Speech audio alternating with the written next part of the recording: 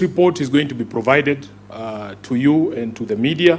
We will also make it available online. In a manner of closing and summary, we have outlined every single issue here, point by point, to point out the shortcomings of the implementation committee and the government of William Ruto. From the implementation of the NADCO report, we have talked to you about all the issues to do with the audit of the elections, the current IEBC and all the challenges there. The question of inclusivity in government as well is properly addressed there. We have spoken to you about the challenges that continue in devolution and the lies that we were told yesterday about the monies that have been devolved, the clawback of functions. We have spoken to you about all of those. Promoting the livelihoods of young people, we have spoken to you about the failures there as well. Then we have spoken to you about the lack of content in their own report on anything to do with leadership and integrity. And in that particular theme, Honorable Orengo, Baba was concerned about opulence and display of wealth in public, including the harambes we saw yesterday. Not yesterday, just last week.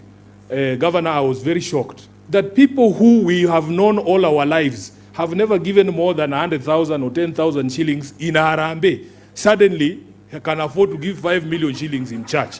Baba must be rolling in his grave. The fight against corruption, we have all witnessed that there's nothing that has been done on that front. On the right to peaceful assembly, the less we say about it, the better, because we ourselves have been victims. If you count the number of political rallies and gatherings that have been attacked and broken up violently since the signing of the MOU, they are actually, it's embarrassing that William Ruto has paid no attention to this particular issue. It has gotten so bad that he can throw tear gas to a church, forgetting that he rode to power on the back of the church. The number of young people who have been killed since we signed the MOU in the last 12 months are upwards of 30, including Albert Ojuang, who was killed at Central Police Station here, and the latest one in Kitengela. When we were there, that gentleman called Vincent Ayomo was shot 4 hours after our rally was over. They have been peddling the lie that he was killed during the rally. He was shot coming from work. That life is upon William Ruto. And the people who are saying that they are going to compensate as a pole, they should know that that was somebody's child, that was somebody's husband, that was somebody's father.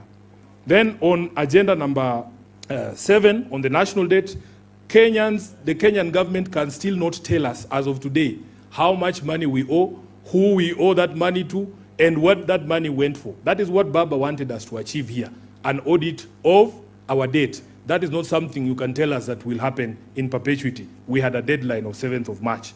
On number 9 here, stopping wastage of public resources, Senator Mheshimiwa Gisairo has given you the most clearest example that you lied to us. In fact, they are claiming that the stoppage of money to the First Lady's office was made pursuant to the MOU. That's a blatant lie. That was thanks to the Gen Z. The Gen Z are the ones who forced them to close down those offices of First Lady and Second Lady. And those, what were they called? Prayer warriors that were stationed at State House. And after Gen Z chased those people from State House, the requirement under this particular agenda was to actually see a reduction in public expenditure.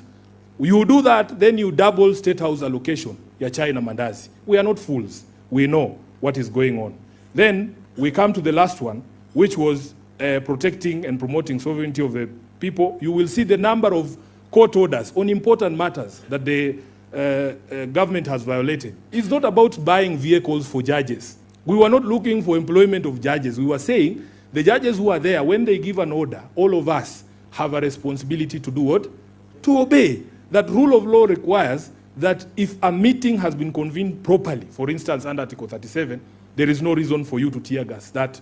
And we also have spoken about the respect and integrity of political parties, the respect for integrity and independence of political parties, which Ruto has violated to the extent that ODM is no longer recognizable as a political movement. And he also, knows that he owes political parties a lot of money because Baba said, because I wrote what Baba was telling me to write, that we want full implementation of the political parties fund. Up to today, ODM alone is owed 12 billion. Ruto has paid not a single shilling to that debt since the signing of this MOU, and now it has expired. Yes, and that is in the face of ODM has 5 court orders saying government must pay this money for the purposes of building our democracy. And that is why, in conclusion,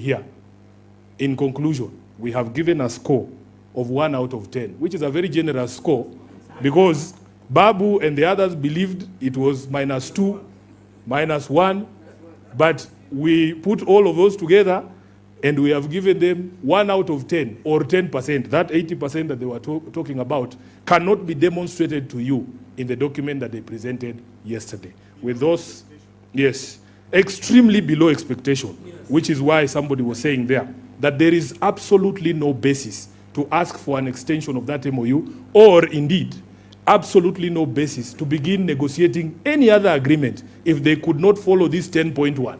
What makes you believe that they will follow any other agreement? Right now, I'm with my team headed to a client's house in Ruto for consultation. That is to take measurements of the windows, go through our catalog with the client, and then once they decide on the color and the fabric they want, we'll get busy sewing, and at long last, the curtains installation will be on us. So if you're looking for curtains, shears, curtain rods, curtain accessories, reach out to Phoenix Curtains and Interior Decor and we will sort you out. Call us on 0724 414153. If you're in need of electrical wiring, solar installation, or electrical fittings such as strip lights, snake lights, downlighters, or chandeliers, contact Engineer Wycliffe at 0707 476602 and he'll get your house dapped up.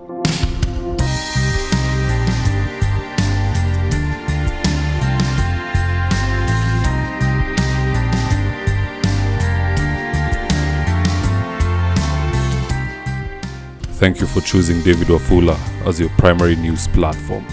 We put countless hours in research, recording, and editing.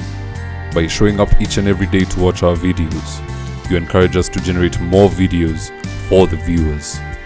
We are on a mission to inform, educate, and build a better tomorrow.